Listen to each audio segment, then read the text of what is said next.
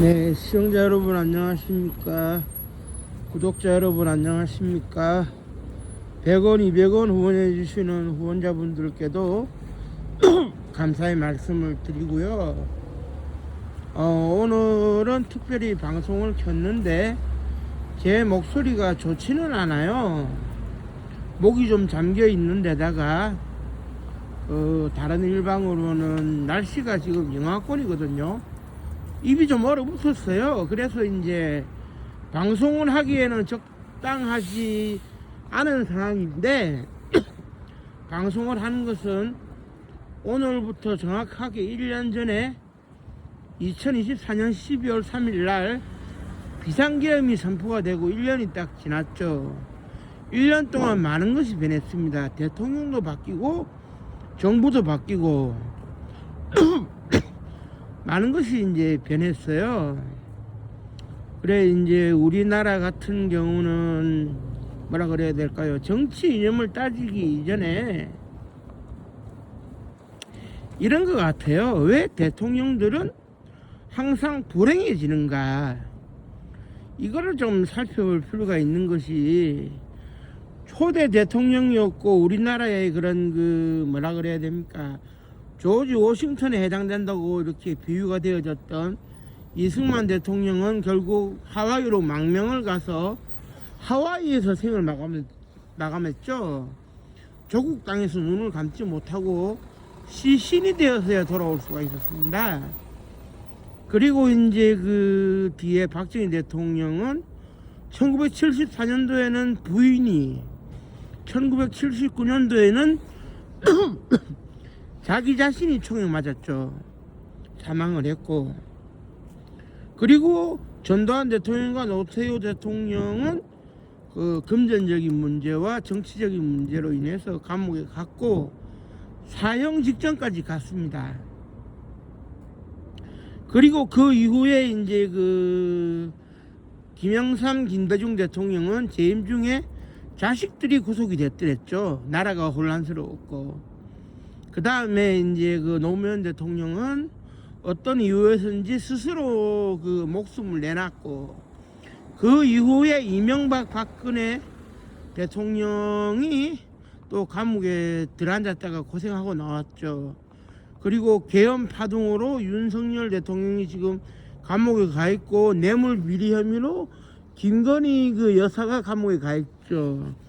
그리고 아직 확정이 안 됐기 때문에 뭐라 말씀 못 드리겠지만 문재인 전 대통령도 지금 그 가족들이 모두 그 며느리 딸과 사위들이 그렇게 그 딸과 사위하고 자기 본인 스스로가 금전적인 문제로 해가지고 이제 뭐 취업 문제라든지 이런 걸로 지금 수사를 받고 있는 입장이죠. 그거는 이제 그 재판이 끝나고 무죄든 유죄든 확정이 되어야만 뭐라고 얘기를 할 수 있을 겁니다. 수사 과정에서는, 그리고 재판이 진행되는 과정에서 판사의 땅땅땅이 있기 전까지, 그리고 가급적이면 대법원에서 확정이 되기 전까지는 무죄 추정의 원칙이 적용이 되기 때문에라도 뭐라고 단정은 못 지을 것 같아요. 이거는 그 문재인 대통령을 바라보는 제 개인의 시각이라는 것이 아니라 무죄 추정의 원칙은 모두에게 살아있는 거니까, 땅땅땅이 이루어지기 전까지는 살아있는 거니까 제가 말씀을 드리는 거고, 그런데요, 계엄 1년 돼가지고 이제 1주년이라는 표현은 그건 뭐 맞는 건 아닌 것 같고, 비상계엄을 선포하고 1년이 지난 시점에서 이렇게 그 바라봤을 때 우리 사회가 많은 걸 이제 겪게 됐어요. 사실 1년 전을 되돌아보면 밤 10시에 이제 그 뭐라 그래야 될까요? 그 뭐 평범하게 그냥 멍 때리고 있었는데 10시 20 몇 분인가요? 그 이제 그 고향집에서 전화가 오더라고요. 누님이 전화가 와서 받아보니까 윤석열 대통령이 지금 비상계엄을 선포하고 있고, 뭐 비상계엄이 선포되면은 도대체 나라가 어떻게 되는 거냐? 그래서 제가 그렇게 되면 이렇게 되고 저렇게 된다 이렇게 설명을 해줬는데, 그 직후에 유튜브 제가 자주 보는 YTN 실시간으로 보니까 윤석열 대통령이 계엄을 선포를 했더라고요. 야, 이게 큰일 났구나. 그래 이제 놀란 가슴을 진정시키면서 담배를 한 대 딱 피는데 45년 전이 생각이 나는 거예요. 제가 4살 때 그 박정희 대통령이 사망을 했고 11.5 관련 비상계엄이 선포가 됐고,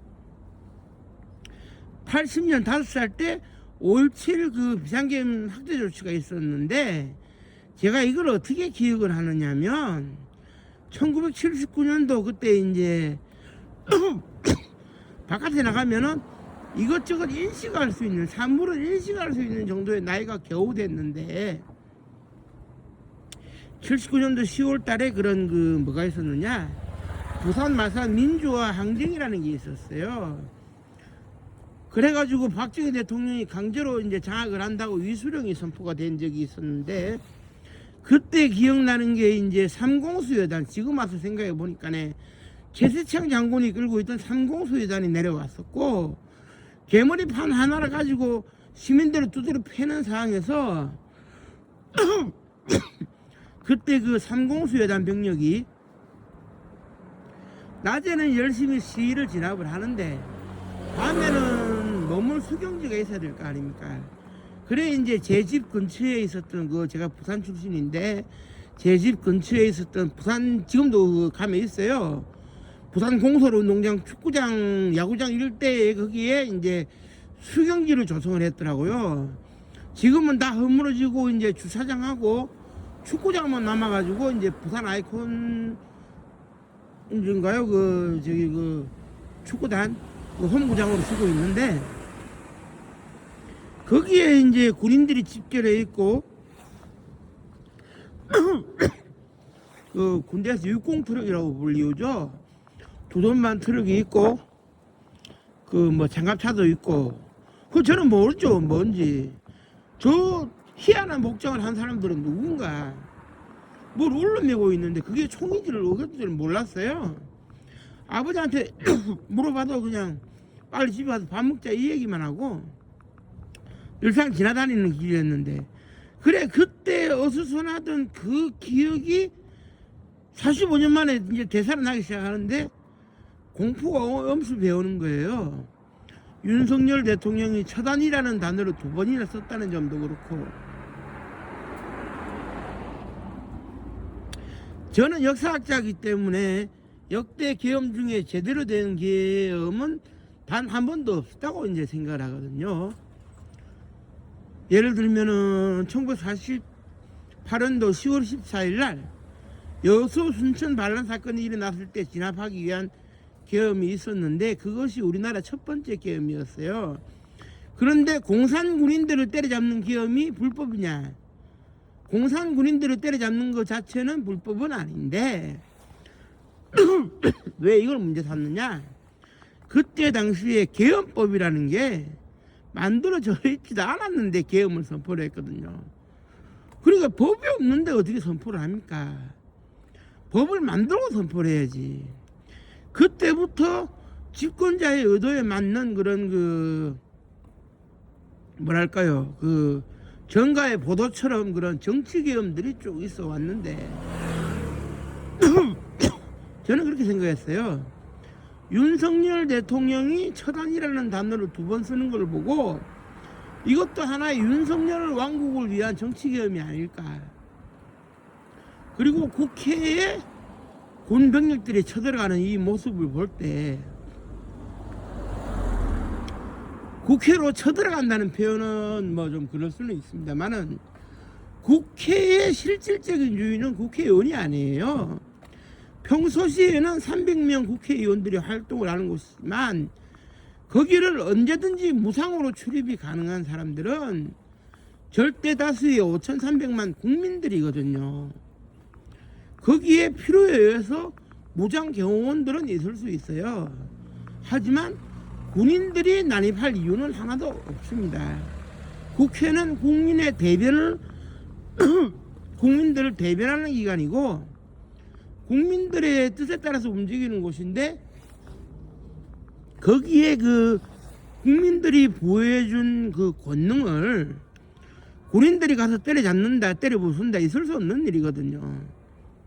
그런데 일단은 윤석열 대통령 입장에서는 700명 정도의 군인들을 파견했다 그러는데 700명이면 우리가 보통 이렇게 봤을 때 어떻게 이제 볼 수 있느냐? 이렇게는 볼 수가 있을 것 같아요. 어떻게 볼 수가 있느냐 하면은 그 1개 대대가 이제 600명 정도를 구성을 하니까 대대병력이 출동했다고 볼 수가 있는데 실제로 그날 707 특임단 그러니까 특수전사령부야 707 특수임무단이 출동을 했는데 김현태 대령인가요? 이끌고 출동을 했는데 거기에 1개 대대병력이 출동을 한 거죠. 그런데 그 군인들이 출동할 이유가 뭐가 있느냐? 대통령이 명령을 했으니까 출동하는 것은 맞지만 그럼 대통령의 명령은 무엇을 의미하느냐? 국회를 장악해라. 그럼 국회를 장악해서 뭐 하겠다는 거냐?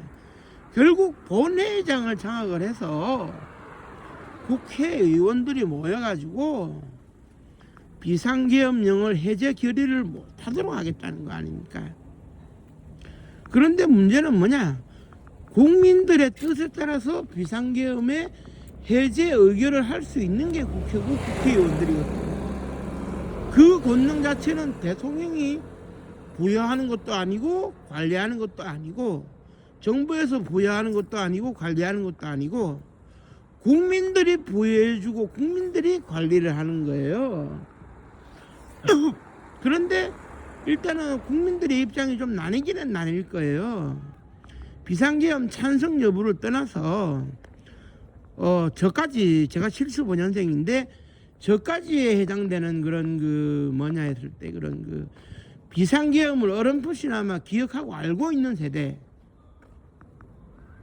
그와 반면에 비상계엄이 뭔지를 모르는 세대, 경험해보지 못한 세대 나뉘게 되는 거죠. 그러면은 이제 대응 방법은 다를 겁니다. 비상계엄이 뭔지 아는 사람들은 경험해봤으니까 소위 학습 효과가 있고, 그러지 않은 사람들은 학습 효과가 없으니까 우왕좌왕하는 거죠. 물론 비상계엄이 실제로 선포가 되고 하룻밤에 이제 한여름밤에 한겨울밤에 꿈으로는 끝났지만 덕분에 참 얼떨결에 2024년 12월 3일 날 대한민국에 숨쉬고 있었던 모든 국민들은 뭐라 그래야 됩니까? 비상계엄의 학습 효과를 이제 경험하게 되는 거예요. 그래 이제 그 다음날 학교에 갔을 때 학생들은 선생님한테 이제 물어보는 거죠. 요구를 하는 거죠. 비상계엄이 도대체 뭔지 설명을 해주세요. 우리는 혼란스럽습니다. 그런데 비상계엄을 경험해 본 사람들은 설명이 가능하겠지만 비상계엄을 경험해 보지 못한 선생들은 법조 문구에 따라 가지고 이렇다 저렇다 기본적인 설명밖에는 못하는 거예요. 학생들의 궁금증이나 의구심을 해소를 못 시켜준다는 얘기죠. 그런데 이런 건 있어요. 우리가 어떤 범죄가 일어났을 때, 사고가 일어났을 때 학습 효과라는 게 있기는 있습니다만은 그것을 거치지 않는 게 더 좋을 수가 있잖아요. 그러니까 제가 볼 때에는 전 국민이 비상계엄의 학습 효과를 거치지 않는 게 더 좋았을 수가 있다, 이런 생각이 듭니다. 사실 비상계엄이 선포되는 나라가 없지는 않습니다만은 이렇게는 보셔야 되는 게, 가끔 월드컵 축구 대회를 하게 되면은 간간히 출전을 해서 8강까지 올라가는 돌풍을 일으킨다는 중남미의 코스타리카인가요? 거기는 행복지수가 세계 1인데 변하지 않는 세계 1이에요. 왜냐? 그 나라는 헌법으로 규정을 해가지고 국민들이 일치단결해서 헌법으로 뭘 했느냐? 군대를 보유하지 않겠다고 명시를 했거든요. 그러면은 계엄이 선포될 일이 전혀 없잖아요. 사실 그렇지 않습니까? 전쟁이 일어나고 북한이 쳐들어오는 상황이 아닌 상황에서 평소시에 비상계엄이 선포될 이유는 없어요.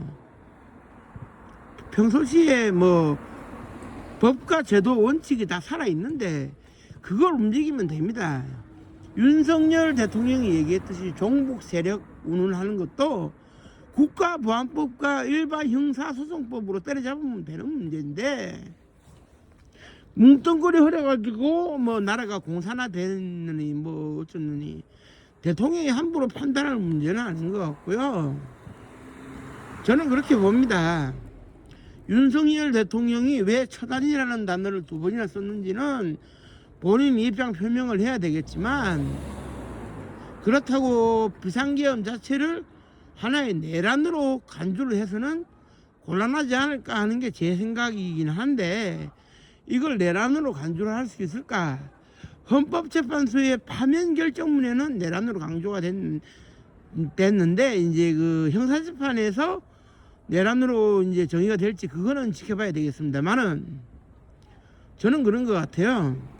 어떻느냐면 일단 명명백백하게 이제 그 12월 3일 밤에 일을 밝히긴 밝혀야 되겠지만 사감이 개입돼서도 안 되고 현 정부의 입장이 개입돼서도 안 될 것입니다. 우리나라는 삼권 분립이 엄정하게 지켜지는 나라이기 때문에 그 누구도 재판부에 관여가 되어서는 안 되는 것이거든요. 그렇지만은 좀 아쉬운 점은 있어요. 재판에 응당당당 응해야 될 윤석열 대통령이 재판 지연작전을 쓴다든지 재판을 회피한다든지 조사 출석에 응하지 않는다라든지 하는 식으로 미적지근하게 대응을 하는 건 있어요. 준엄한 법의 심판 아래에서 법 앞에 버티거나 견딜 수 있는 사람은 사실 없거든요.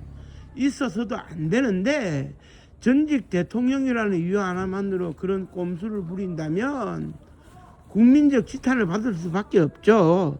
그러면 국민의 심판을 받는 법정에서는 이미 뭐 엄청 높은 형량이 선고될 수밖에 없을 겁니다. 그렇기 때문에라도 우리가 정상사회로 돌아가기 위해서는 이 관련 재판들이 빨리 마무리가 되고 대법원에서 인정이 되어야 하겠죠. 그러기에는 시간이 얼마나 걸릴지는 모르겠어요. 과거에 조속하게 처리를 하다 보면 엄청난 사건을 다 몇 달 만에 마무리 짓고 사형을 시키는 경우도 있었습니다만은 그건 법치국가에서 있어서는 안 될 얘기인 것 같고요. 원리 원칙, 법과 원칙에 따라 가지고 준엄한 심판이 내려져야 하겠지만 아무래도 제가 보는 견지에서 윤석열, 김건희 부부의 무죄는 힘들 것 같습니다만은 어쨌든 간에 더 이상 국가가 혼란스러움에 빠지거나 내란 후유증, 계엄 후유증으로 고달파서는 안 될 겁니다. 지금도 그 계엄 후유증에 시달리는 많은 국민들이 오늘 저녁은 못 견뎌서 소주 한잔 해야 되겠다라고 하시는 분들도 있다고는 하는데 다시는 이런 일이 일어나서는 안 되겠죠. 다시는 국가를 공포 분위기로 만들어가는 이런 일이 없었으면 하는 바람으로 제가 여건이 되지 않는 상황에서도 오늘 방송을 제가 했거든요. 우리가 이 차분하게 1년 전을 되돌아보면서 앞으로 그려 나가야 될 미래에 대해서 우리가 좀 얘기를 했으면 하네요. 차분하게 1년 전을 되돌아볼 수 있는 계기가 마련돼야 된다고 생각을 하고요. 날씨가 너무 추워서 제가 목이 좀 쉬는 것 같아가지고 방송을 이만 줄이도록 하겠습니다. 끝까지 시청해주신 모든 분들께 감사의 말씀 드립니다. 고맙습니다. 감사합니다.